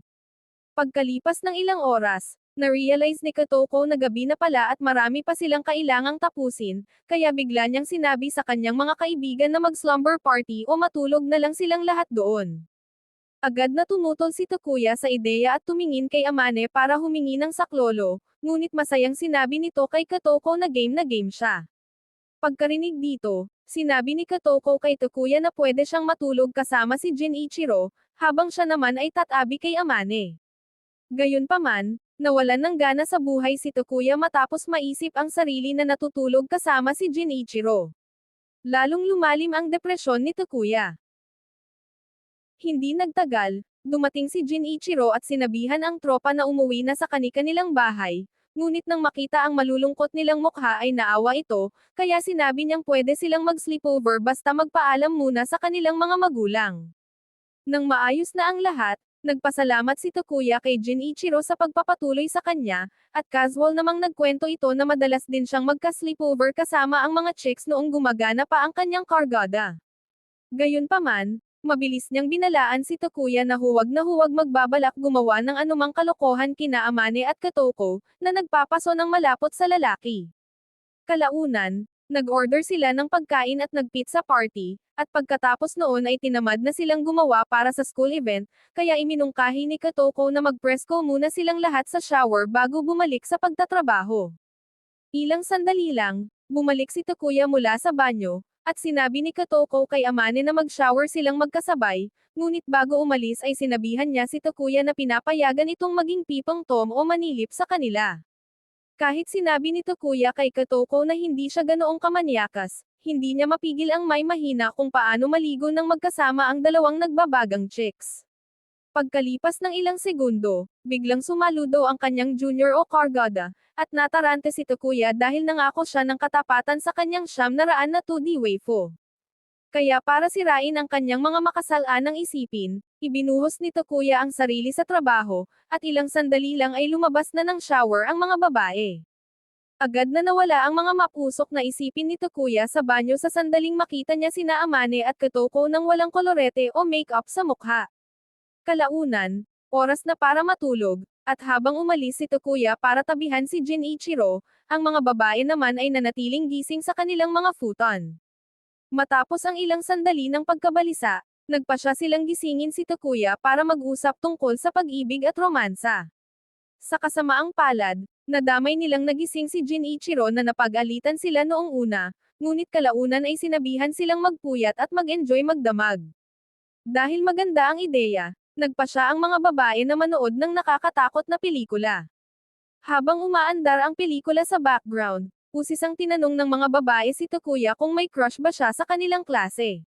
Nang sabihin niya sa kanila na ang puso niya ay pag-aari ng kapatid ni Doraemon na si Doremi, na bad trip ang mga babae at tinanong kung sino ang talaga ang gusto niyang makasama sa isang date. Matapos mag-isip sandali, sinabi sa kanila ni Takuya na dahil sila lang naman ang mga babaeng kinakausap niya, ay di-date niya silang dalawa. Sa tuwa, nag-fist bump sina Amane at Kotoko bago sabihin kay Takuya na gusto rin nilang makipag-date sa kanya. Matapos marealize ang katatapos lang mangyari, naging awkward silang lahat, kaya sinubukan ni Amane na gumaan ang sitwasyon sa pamamagitan ng pang-aasar kay Kotoko dahil mukha na itong inaantok. Sa inis dito, sinabi ni Kotoko kay Amane na hindi siya basta-basta matutulog, at ginawa ang lahat para manatiling gising hanggang sa pumalo ang 4:00 ng madaling araw. Nang makita ng mga otako na mahimbing nang natutulog si Kotoko, sinabi ni Takuya kay Amane na siya ang huling makakatulog. Sa pagtawa sa kompetensya ni Takuya, isinalaysay ni Amane na ang isang vanilla otako na tulad niya ay walang laban sa isang Iron Mask na nakakapagpuyat hanggang 10:00 ng umaga para lang sa mga bagong episode ng Glittermon. Habang lumalalim ang gabi, biglang tinanong ni Takuya si Amane kung bakit niya itinago ang katotohanan na isa siyang otako.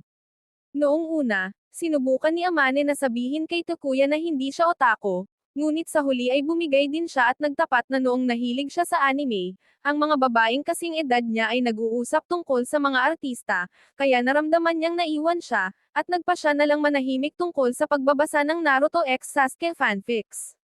Gayunpaman, ang pagtatago ng kanyang pagiging otaku ay naging napakasama para kay Amane, dahil kalaunan ay nahirapan siyang ipahayag ang kanyang sarili dahil ginagawa lang niya kung ano ang inaasahan ng iba sa kanya. Nabigla si Takuya rito dahil hindi niya inasahan na ang isang sikat na babaeng tulad ni Amane ay may ganoong kalalim na damdamin. Pagkatapos ay sinabi ni Amane kay Takuya na sobrang nag-e-enjoy siya kasama ito dahil nailalabas niya ang kanyang tunay na sarili sa harap niya. Ngumiti si Takuya at sinabi kay Amane na ganoon din ang nararamdaman niya, dahil sa malaking bahagi ng kanyang buhay ay naging mapag-isa siya hanggang sa makilala niya ito at si Katoko. Kinabukasan, biniro ni Katoko si Takuya sa pagsasabing napakaswerte niyang lalaki dahil nakatabi niya ang dalawang body. Sakto namang na-realize ni Amane na naiwan niya ang kanyang costume, kaya nagpa siya sila ni Katoko na bumalik sa apartment, habang si Takuya naman ay dumiiretso sa paaralan. Gayunpaman, pagdating nila ay nakakandado ang apartment dahil naliligo si Jinichiro. Kaya para mabilis ang oras, nagpunta sila sa isang malapit na parke, kung saan tinanong ni Katoko si Amane kung may nangyari ba sa kanila ni Takuya noong tulog na tulog siya. Sinabi sa kanya ni Amane na nanood lang sila ng isa pang pelikula, at pagkatapos ay biniro ito sa mabilis nitong pagkatulog. Nang mapansin ang pagiging masayahin ni Amane, sinabi sa kanya ni Katoko na malaki na ang ipinagbago niya dahil dati ay napakasungit at napakahigpit nito. Dahil dito, naalala ng mga babae ang kanilang pinakaunang engkwentro noong nakaraang taon sa enrollment ceremony nang magtagpo ang kanilang mga mata. Agad na nabighani si Katoko sa malamig na kagandahan ni Amane habang casual lang itong naglalakad paalis, na lalong nagpatindi sa kagustuhan ni Katoko na maging kaklase ito. Sa kabutihang palad, napunta sila sa parehong seksyon at agad na naging sikat. Matapos ang pakikilala, tinitigan ni Amane si Katoko, dahil na-realize niya na bagay ito para sa isang karakter sa Gliderman.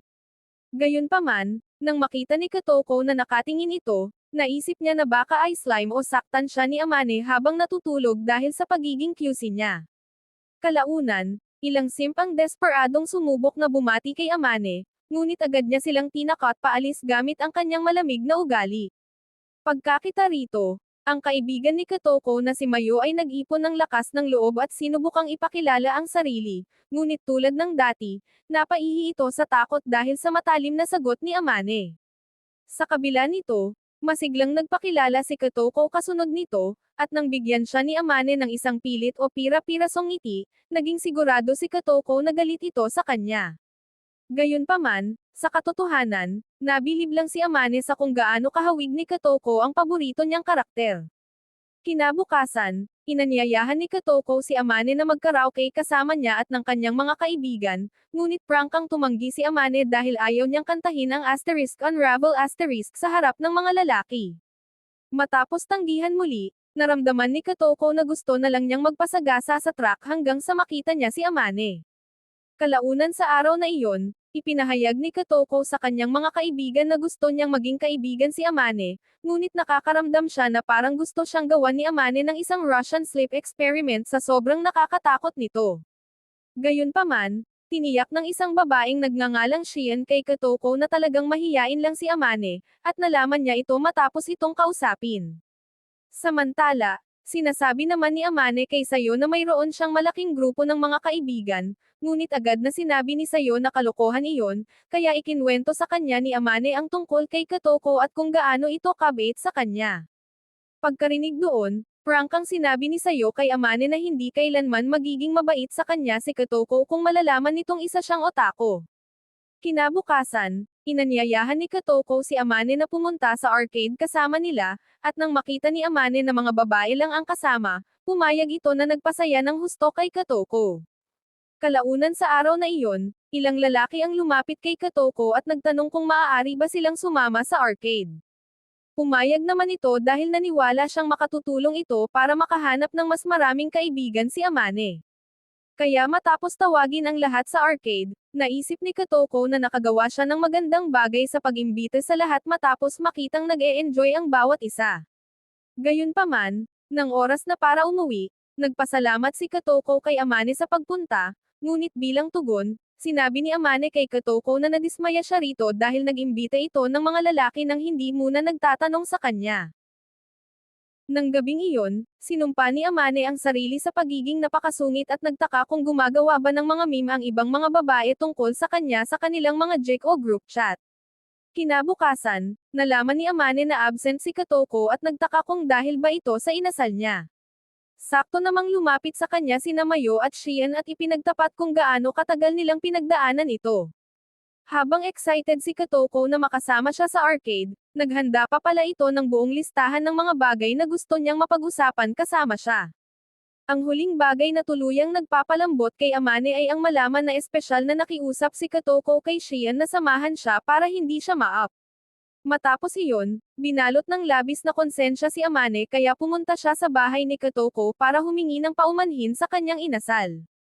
Gayunpaman, tiniyak sa kanya ni Kotoko na kasalanan niya dahil hindi niya muna ito tinanong.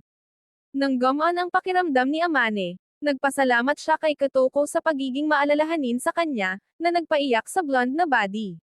Nang sabihin nito kay Amane na natatakot siyang kamuhian niya, tiniyak sa kanya ni Amane na hinding-hindi niya ito magagawang kaputin at tinanong si Kotoko kung maaari ba silang tumambay muli. Mula noong araw na iyon, naging matalik na magkaibigan sina Amane Sentimental at Kotoko, ngunit pagkatapos ay binago ng kanilang guro ang kanilang mga upuan, at inilipat si Kotoko palayo kay Amane.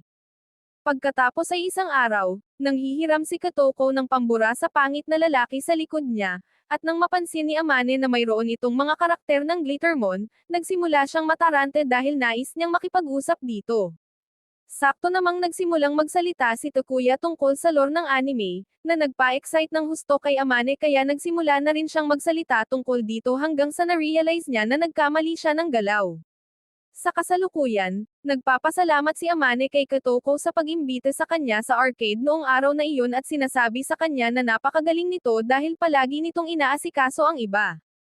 Gayunpaman, sa halip na matuwa, nalungkot si Kotoko at sinabi kay Amane na palagi lang niyang iniisip ang sarili niya. Ipinagtapat din niya na noong panahong iyon, hindi siya makatanggi sa mga lalaki dahil gusto niyang magustuhan siya ng mga ito. Dahil araw ng pagtatapat ngayon, sinabi ni Amane kay Kotoko na isa siyang otako at sa kanyang gulat, ipinahayag ni Kotoko na alam na niya ito sa simula pa lang.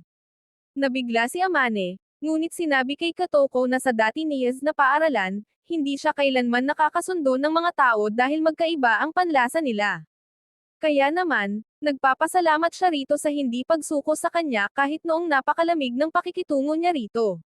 Matapos ang pag-uusap na iyon, naging matalik na magkaibigan sina Amane at Kotoko habang nagmamadali silang bumalik sa apartment para kunin ang costume. Pagkalipas ng ilang oras, sumulpat si Takuya sa paaralan na naka-Lord Earth costume at nagtaka kung masyado bang formal ang suot niya para sa event. Habang kabado siyang humahakbang sa loob ng kanyang klase, nakita niyang naka-costume ang lahat kaya nakahinga siya ng maluwag. Sakto namang binati ni Kotoko si Takuya sa pamamagitan ng pagpuri sa kanyang costume bago tinanong kung gusto ba nito ang kanyang maid outfit. Casual na sinabi ni Takuya kay Kotoko na mukha siyang maganda, ngunit sa loob-loob niya ay nagpapasalamat siya sa ina ni Kotoko sa hindi pagpapalaglag sa fitness nito at sa pagbibigay sa mundo ng isang kagandahang tulad ni Kotoko. Kalaunan sa araw na iyon, napansin ni Takuya na patok ang maid cafe dahil maraming estudyante ang dumating para makita si Kotoko. Sakto namang dumating ang mga simp ni Amane at nadismaya nang hindi siya makita. Pagkakita rito, sumingit ang kanilang gahamang guro at ipinahayag na magtatrabaho si Amane sa ikalawang shift, kaya kailangan nilang bumalik na may dalang mas maraming pera kung gusto nila itong makita. Habang gulat ang mga estudyante sa gahamang plano ng guro, idinagdag pa nito na parehong magpapalit ng costume sina Kotoko at Amane, kaya dapat silang dumaan muli kung gusto nila silang makita. Habang pinapanood ni Takuya ang pangyayari, nabilib siya sa mga plano ng kanyang guro habang ang isang kaklase na nagngangalang Kobayashi ay sinabi kay Takuya na baka manalo sila ng Best Class Award dahil sa Maid Cafe. Habang nag-uusap sila, Sinabi ni Kobayashi kay Takuya na kung mananalo sila sa paligsahan, makakakuha sila ng bagong costume. Sinabi naman ni Takuya kay Kobayashi kung gaano ka-excited ang lahat para sa Mr. and Ms. pageant, kung saan boboto ang mga estudyante para sa pinakakaakit-akit na lalaki at babae ngayong taon. Pagkatapos ay iniabot ni Kobayashi kay Takuya ang isang ballot paper bago tinanong kung iboboto ba niya si Amane o si Katoko. Nag-iwan ito kay Takuya na malalim na nag-aalala dahil ayaw niyang pumili sa pagitan ng kanyang mga kaibigan. Pagkatapos ay nakita niya si Katoko na napapaligiran ng mga simp, na pinakikiusapan siyang sumama sa kanila sa closing ceremony. Naalala naman ni Katoko ang pinag-uusapan ng mga babae tungkol sa isang sikat na mito na kung ang isang lalaki at babae ay magkasamang manunood ng mga fireworks, magiging magkasintahan sila. Sa huli, isa pang masugid na fan ang dumating at nakiusap kay Katoko na manood ng fireworks kasama siya, ngunit magalang niya itong tinanggihan, na sinasabing hindi siya naniniwala sa pag-ibig.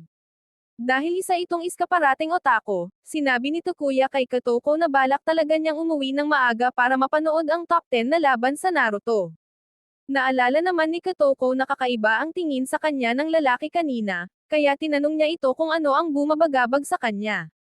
Ikinwento naman ni Takuya kay Katoko ang buong problema tungkol sa beauty pageant, bago ipagtapat na nagpasya siyang iboto ito. Nag-iwan itong masaya at nalilito kay Katoko, dahil hindi niya alam kung dapat ba siyang matuwa na pinili siya ni Takuya kaysa kay Amane. Sakto namang ibinunyag ni Takuya na isinulat niya talaga ang pangalan nilang dalawa na nagpatawa ng husto kay Katoko. Pagkalipas ng ilang oras, na-realize ni Takuya na oras na para sa pagpapalit ng shift at sabik na naghintay sa pagsulpot ni Amane. Tamang-tama namang lumitaw si Amane na naka-vampire cosplay na nagpagising sa dugo ng lahat ng mga babae sa sobrang astig nito. Pagkakita sa kanyang costume, na-realize ni Takuya na nagko-cosplay si Amane bilang si Vamp the Great ng Glittermon. Gayunpaman, sa mas malapitang tingin, napansin ni Takuya na kulang sa detalye ang cosplay ni Amane, kaya dinala siya nito sa conclusion na mukhang huling minuto lang na desisyon ang pagpili rito. Sakto namang may dumating na isang bata na mahilig sa Happy Meals at sinabi kay Takuya na gustong-gusto niya ang Lord Earth cosplay nito. Agad na napunta sa Cloud9 o langit si Takuya nang marealize na nakikipag-usap siya sa isang kapwa-fan ng Glittermon. Dahil alam niyang gusto rin siyang makausap ni Amane, sinabi ni Takuya sa paslit na may isa pang karakter ng Glittermon doon. Gayunpaman, matapos tingnan ang paligid, tinawag niyang sinungaling si Takuya na nagpabad trip kay Amane. Inaliw naman ni Takuya si Amane sa pagsasabing hindi sikat si Vamp the Great sa mga isip bata, kaya hindi siya dapat madismaya. Habang nagpapanik si Amane, may isang babaeng nakiusap para sa isang larawan, at hindi nagtagal ay naging abala si Amane dahil maraming tao ang pumila para magpa-picture kasama siya. Habang pinapanood ito, ninais din ni Takuya na kumuha ng larawan kasama si Amane, ngunit mabilis niyang inalis ang ideya sa kanyang isip dahil sa pag-aakalang hindi niya karapat-dapat na makasama sa larawan sina Amane o Katoko. Dito na sumulpat si Amane at hiniling kay Takuya na kumuha ng larawan kasama siya para palagi nilang maalala ang sandaling ito. Matapos makuha ang kanilang larawan, umalis si Takuya para kumuha ng order, habang ang isang kaklase naman ay sinabi kay Amane na ito ang unang pagkakataon na nakita niya itong napapalapit sa isang lalaki. Nag-blush si Amane rito, at sinubukang kumbansihin ang sarili at ang kanyang kaibigan na ordinaryong larawan lamang iyon. Kalaunan sa break ng tanghalian, natagpuan ng bida ang sarili na mag-isa, nang makatanggap siya ng text mula sa mga babae na nag-aaya sa kanyang tumambay kasama nila. Sa sandaling makatagpo niya ang mga ito, pinilit siya ng mga babae na isukat ang isang bagong costume, kaya matapos ang matinding pakikipagbuno ay sumuko si Takuya at nagpalit sa isang maid costume. Matapos madurog ang kanyang pagkalalaki, nagmamadaling bumalik si Takuya sa klase para sa ikalawang shift. Sa pagkakataong ito, nakabihis si Amane bilang isang nagbabagang chicks o hot girl mula noong taong 2003.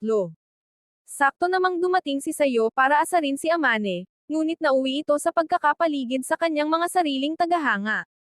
Doon nalaman ng paslit kung gaano talaga kasikat si Amane, na nagpang-isi sa kanya sa loob-loob niya dahil siya lang ang nakakaalam kung gaano talaga ka-uncool o hindi kaastig si Amane sa bahay.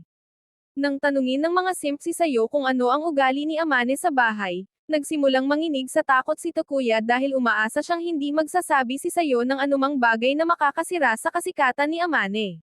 Sa gulat nila ni Amane, sinabi ni Sayo sa lahat na napakakul ni Amane sa bahay, at gusto niyang maging katulad nito paglaki niya.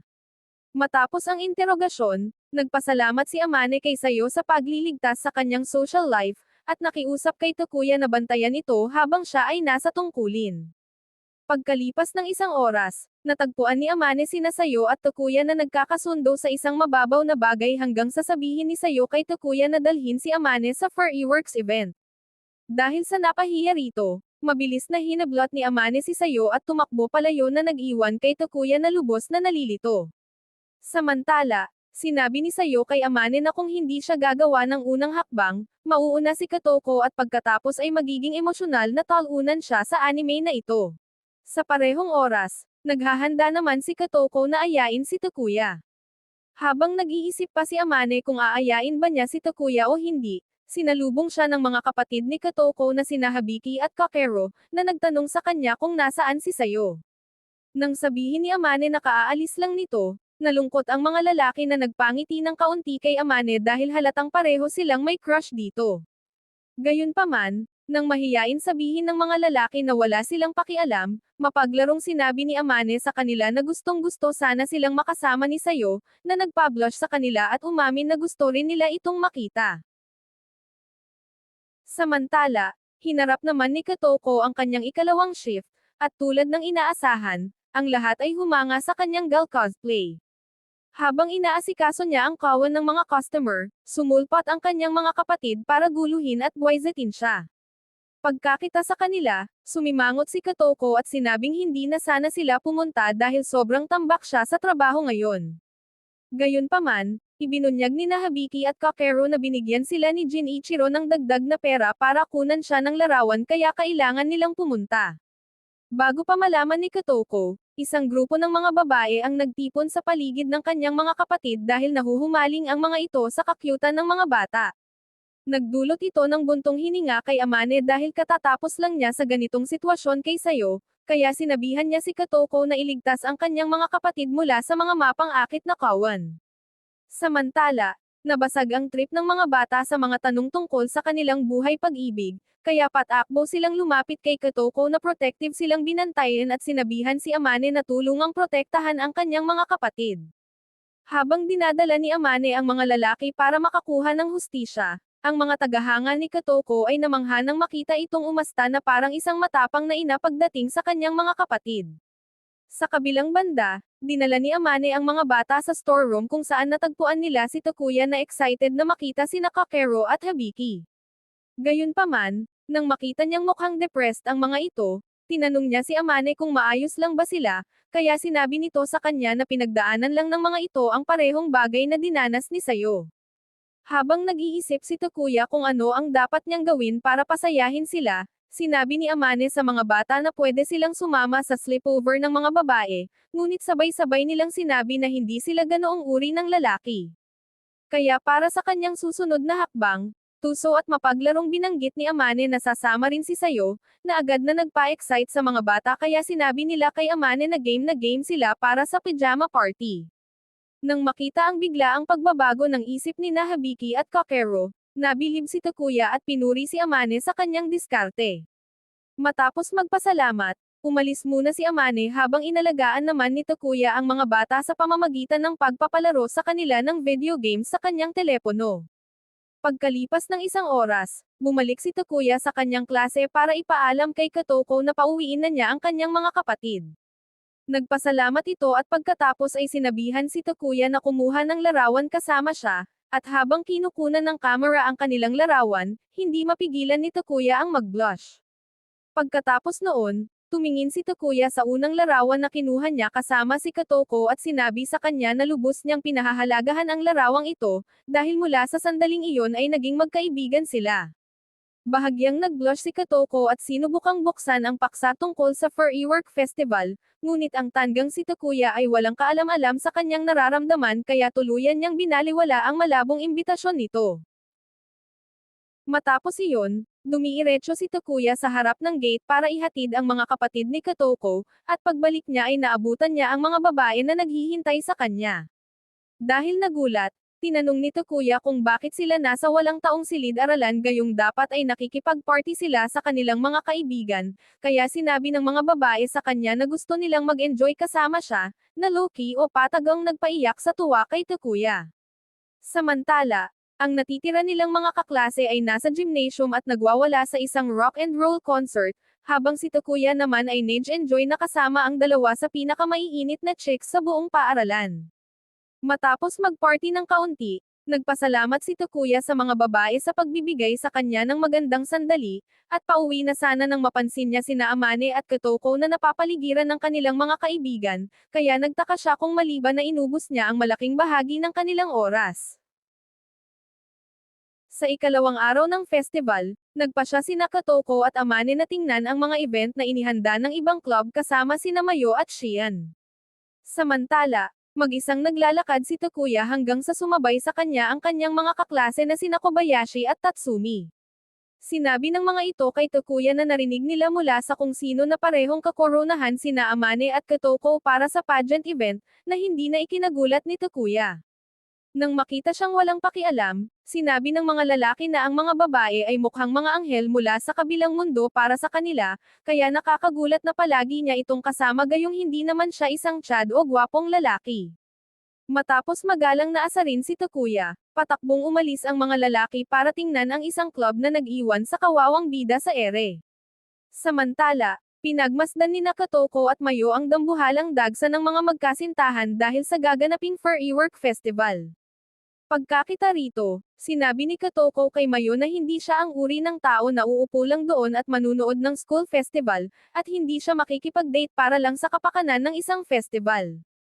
Dahil dito, tinanong ni Mayo si Kotoko kung ano ang kanyang ideal type, at sinimulan nitong ilarawan ang lahat ng katangian na taglay ni Takuya. Mabilis namang nakahalata si Mayo at tinanong si Kotoko kung may partikular ba siyang nasa isip, ngunit bago pa ito makasagot ay sumulpot si Amane kasama si Shian. Kaya naman, mabilis niyang binago ang paksa at dinala si Mayo sa isa pang stall bago pa maging awkward ang sitwasyon kasama si Amane. Pagkalipas ng ilang minuto, dumaan sina Amane at Shian sa archery club matapos mapansin ni Amane ang isang limited edition na figurine ng isang karakter sa Glittermon sa mga premyo. Nang makita siyang nakapokus ng husto, nagtaka si Shian kung gusto ba nito ang mahal na nail oil na katabi ng pangit na figurine. Kaya nang mapanalunan ni Amane ang figurine, naawa sa kanya si Shian sa hindi pagkapanalo sa nail oil, habang si Amane naman ay nagniningning ang mga mata sa pag-aakalang maipapakita na niya ang kanyang bagong premyo kay Takuya. Habang sinusubukang hanapin ang kanilang nerd, parehong nakasalamuhan ni Amane at Kotoko ang hindi mabilang na mga simp na desperadong isama sila sa Fur-Work Festival. Kaya matapos tanggihan ang lahat, nagpahinga ang mga babae sa banyo bago kumpirmahin ang kanilang desisyon na pumunta sa Fur-Work Festival kasama si Takuya, at nagtapat sa isa't isa na kung may pipiliin man silang makasama sa panonood ng mga Fur-Works, iyon ay si Takuya. Gayunpaman, dahil alam nilang hindi niya sila kailanman aayain, nagpasya ang mga babae na magkasama na lang panoorin ang mga ito. Samantala, nagtatago naman si Takuya sa loob ng library dahil nagiging masyado ng awkward para sa kanya ang maglakad-lakad ng mag-isa. Sakto namang narinig niya ang dalawang babae na nag-uusap tungkol sa pageant at ang tsismis tungkol sa kung paano nauuwi sa totoong relasyon ang mga nanalo, dahil sila ang pinakamagagandang tao sa buong campus. Ang ideya na makikipag-date sina Amane at Kotoko sa ibang tao ay nagbigay kay Takuya ng labis na takot at pagkabahala kaya sinimulan niyang katanungin ang sarili niyang nararamdaman. Pagkalipas ng ilang oras, dumiiretso si Takuya sa auditorium para sa closing ceremony at laking gulat niya nang makitang dambuhala ang dagsa ng mga tao. Gayunpaman, bago pa siya makatakas pabalik sa basement ng kanyang ina, dumating si Kotoko at sinabi sa kanya na aakyat sila ni Amane sa entablado para sa Miss Pageant Contest. Pagkarinig dito, excited na tinanong ni Takuya si Kotoko kung alam na ba nito kung sino ang mananalo, ngunit sinabi ng babae na hindi pa niya alam. Bago umalis, nakiusap si Kotoko kay Takuya na humanap ng pwesto kung saan makikita nila ito mula sa entablado. Sumang-ayon si Takuya at hiniling ang swerte para kay Kotoko, ngunit pagkaalis nito, nagsimula siyang mag-alala kung mapupunta ba ni Nakatoko o Amane kay Mr. Famous. Nang magsimula ng lumunin si Takuya ng kanyang overthinking, sumulpat si Amane at ipinagmalaki sa kanya ang Glittermon keychain na napanalunan niya kamakailan. Ngunit nang bigyan siya ni Takuya ng isang walang buhay na sagot, mabilis siyang tinanong ni Amane kung ano ang problema dahil palagi naman itong excited kapag Glittermon ang usapan. Nag-atubili ng kaunti, ipinatapat ni Takuya na ang isang otako na tulad niya ay pakiworry walang lugar sa ganoong karaming tao. Mabilis namang sumang-ayon si Amane sa kanya at sinabing galit din siya sa maiingay na lugar at dambuhalang kawan ng tao. Pagkarinig dito, biniro ni Takuya si Amane na sa wakas ay tinatanggap na nitong isa siyang otako, na agad namang ikinagalit ng babae. Sakto namang may tumawag kay Amane para maghanda sa pageant, ngunit bago umalis ay nagtaka si Amane kung ano ba talaga ang nangyayari kay Takuya. Pagkalipas ng ilang minuto, inihayag ng announcer na si Katoko ang nakuha ng unang pwesto, habang si Amane naman ang ikalawang pinakamagandang babae, na nangyari lang dahil marami ang bumoto kay Amane para maging Mr. Famous. Habang humagalpak sa tawa ang mga manonood, napatitig si Takuya sa mga babae nang may paghanga hanggang sa ihayag ng announcer ang mga nanalo para sa Mr. Famous. Sa kasamaang palad, narinig ni Takuya ang bulungan ng mga tao na bagay sina Amane at Katoko sa mga gwapong lalaki sa tabi nila. Lalo nitong pinatunayan sa isip ni Takuya na hindi siya nabibilang sa mundo ng mga ito, at purong kabaitan lang ang dahilan kung bakit kinausap ng dalawang sikat na chicks ang isang talunang tulad niya. Dahil hindi na kaya ng kanyang emosyon, tahimik na umalis si Takuya sa auditorium habang desperado naman siyang hinahanap ni Katoko sa karamihan. Bago pa man niya ito mahanap, nahila si Katoko sa isang meet and greet dahil pumila ang lahat ng kanyang mga simp para lang makasama siya.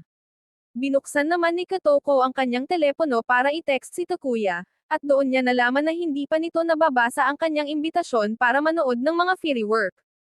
Lalo siyang nag-alala dahil alam niyang hindi uri si Takuya ng lalaki na nag-iiwan ng unread na text. Papunta na sana siya para hanapin si Takuya nang pigilan siya ni Mayo at sabihing kailangan muna niyang harapin ang kanyang mga tagahanga. Mabilis na nakipagkamay si Katoko sa kanyang mga simp habang nagtataka kung nagtago ba si Takuya sa kung saan para iwasan ang firework festival. Sa parehong oras, nag-organisa si Shian ng isang meet and greet para kay Amane, ngunit malamig nitong sinabi na wala siyang interes. Pagkarinig dito, tinanong ni Shian si Amane kung dahil ba ito sa ayaw niyang pagtaksilan si Katoko. Sa taranta nitong sumagot, na-realize ni Amane na hinding-hindi na niya matatakasan ang mga fruity na hinala ng kaibigan, kaya nagpaalam na lang siya at umalis para hanapin si Katoko. Nang sabihin ni Katoko kay Amane na hindi niya mahanap si Takuya, nagtaka si Amane kung may kinalaman ba ito sa pagiging matamlay ni Takuya kanina sa beauty contest. Matapos pakalmayan si Katoko na mahahanap din nila ang bida, nakiusap si Amane kay Shian na takpan muna sila.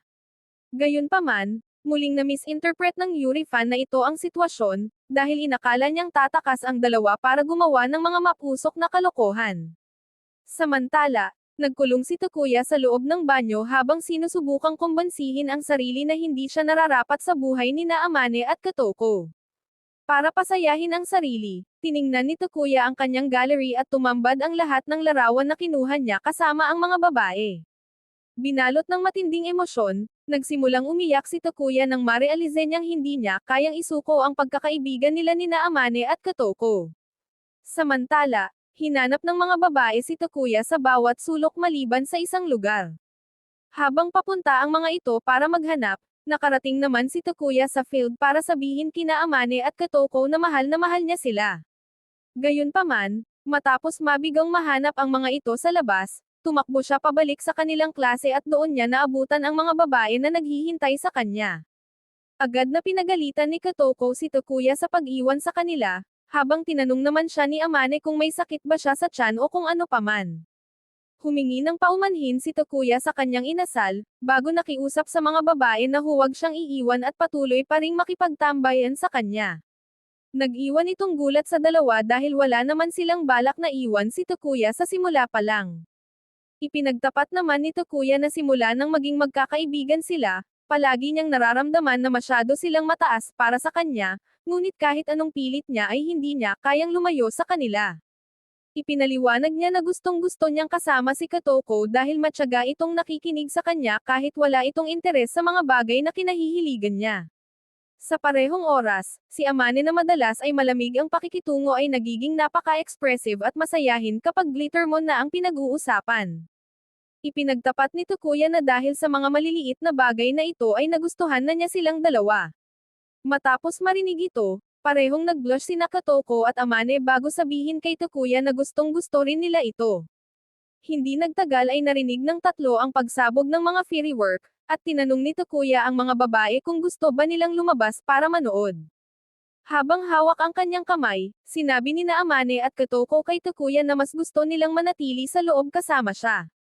Pagkarinig dito, nangako si Takuya na magiging isang tunay na lalaki na karapat-dapat para sa kanilang dalawa, ngunit binatukan lang siya ni na Amane at Katoko sabay sabing gusto nila kung ano at sino siya ngayon.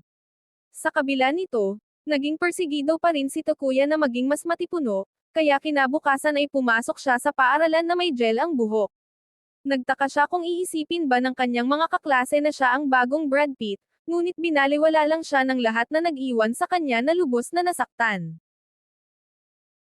Sakto namang dumating si Katoko at sinabi kay Takuya na dapat ay mas nilamihan pa niya ang hair gel, at idinagdag naman ni Amane na napansin niyang medyo nag-iba ang hitsura nito. Nagpaiyak ito sa tuwa kay Takuya dahil sa wakas ay na-realize niya, na ang mga sikat na chicks ay talagang nahulog na nga sa kanya habang buhay.